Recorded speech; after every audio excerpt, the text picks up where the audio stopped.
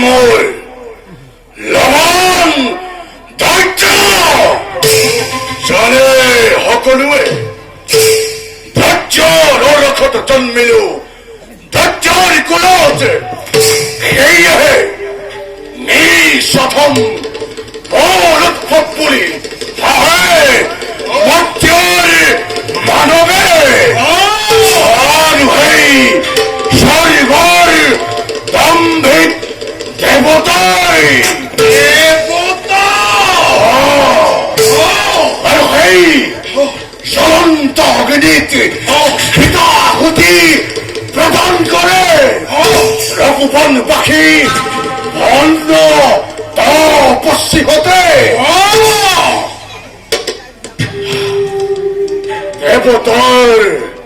দৰ্পচূন্য কৰিবৰ হেতু জয় কৰিলো মই ইন্দ্ৰৰ সহিতে ৩৩ কোটি দেৱতাক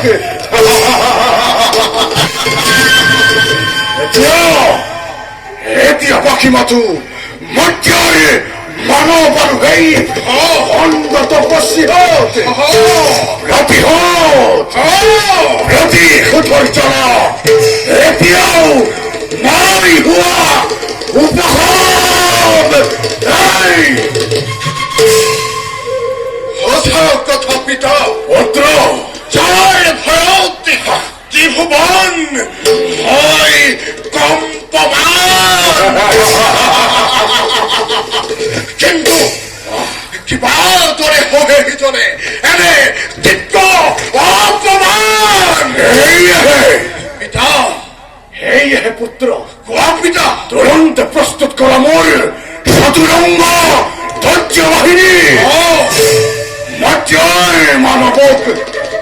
আক্ৰমণ কৰাৰ পূৰ্বে আমি ধ্বংস কৰিম সেই তপস্বীৰ আশ্ৰম লৈ মোৰ চতুৰংগ বাহিনী ফালৰ পৰা জ্বলাই দিওঁ এই বিশ্বামিত্ৰৰ আশ্ৰম